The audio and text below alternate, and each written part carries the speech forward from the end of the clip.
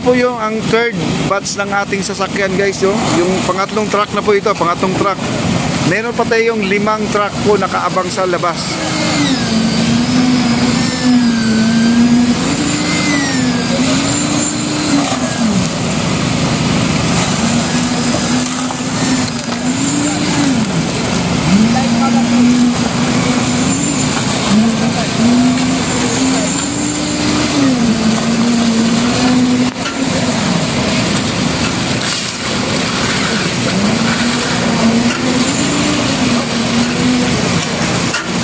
Biruin nyo guys, ang lapad na oh.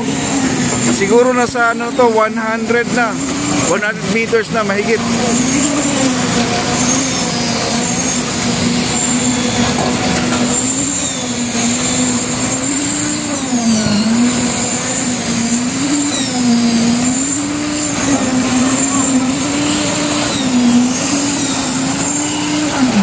May vibrator.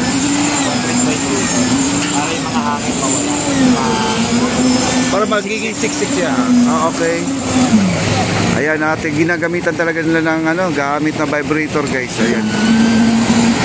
Malaking bagay pala yan guys yung ginagawa niya. Oh. Ayan, nandito na po. Oh. At saka malayo na guys. Oh. Ayun na yung ano, nakita yung ilaw doon. Likod pa ng ilaw na yan. Doon nagmula. Hanga dito na po tayo. Nasa 120 meters na po tayo. Estimated ko lang.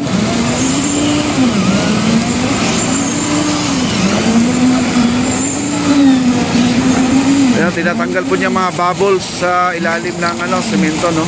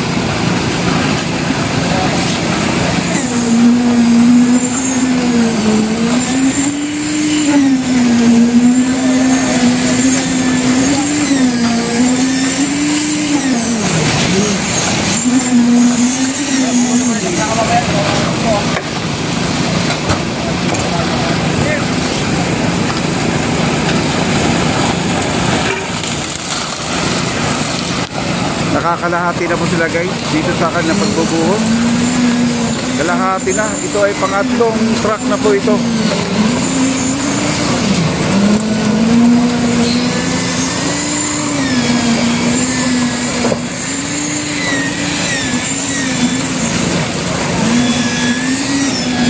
Yun yung bakbakan nila guys dito.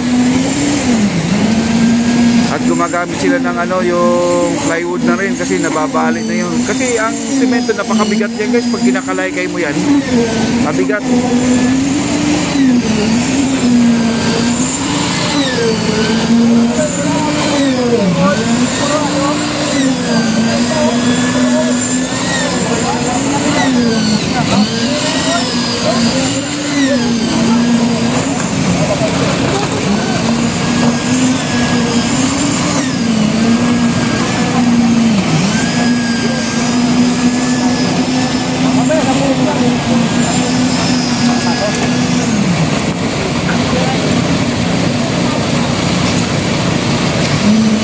Pag nabubusina na yung truck guys, kumbaga wala nang laman.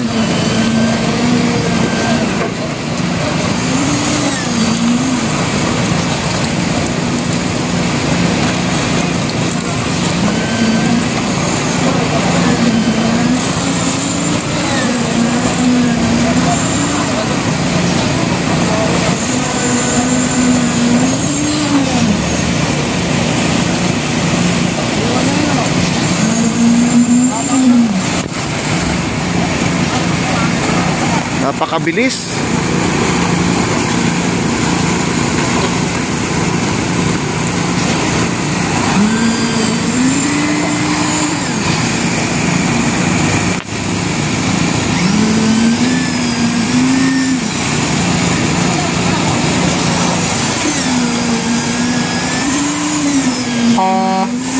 Ayan, nagbubusina na po. Wala na pong laman yan.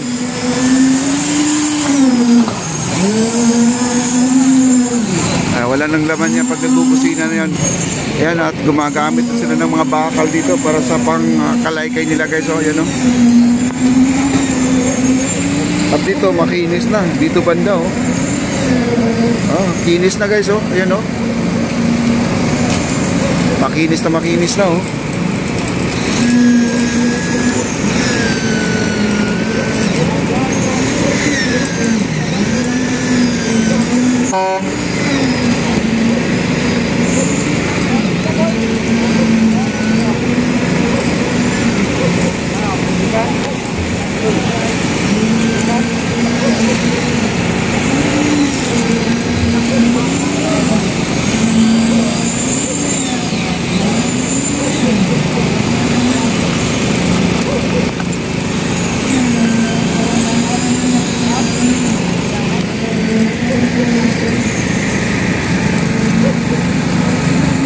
Ayan Sir Albert Mido, nakita nyo ang baluster na luma. Ito yun,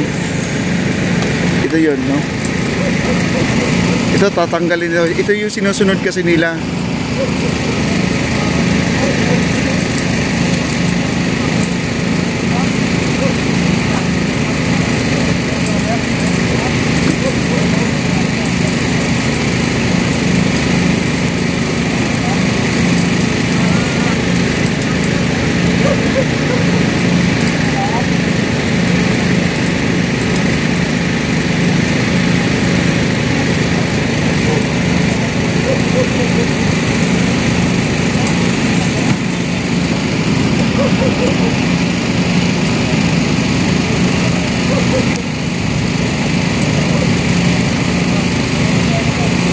Ayan, pantay na po.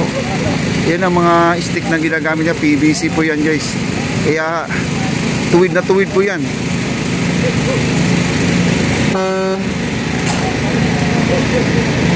Ayan, kita kagad nila na merong butas dyan. Ayan, tinatambakan pa nila.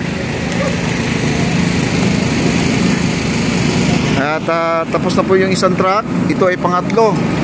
Papasok na ulit yung pang-apat natin. Ako, 4 na truck na lang po.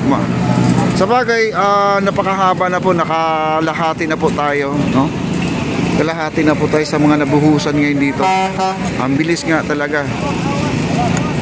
Para nagpiesta dito guys, oh. Sarap na tingnan.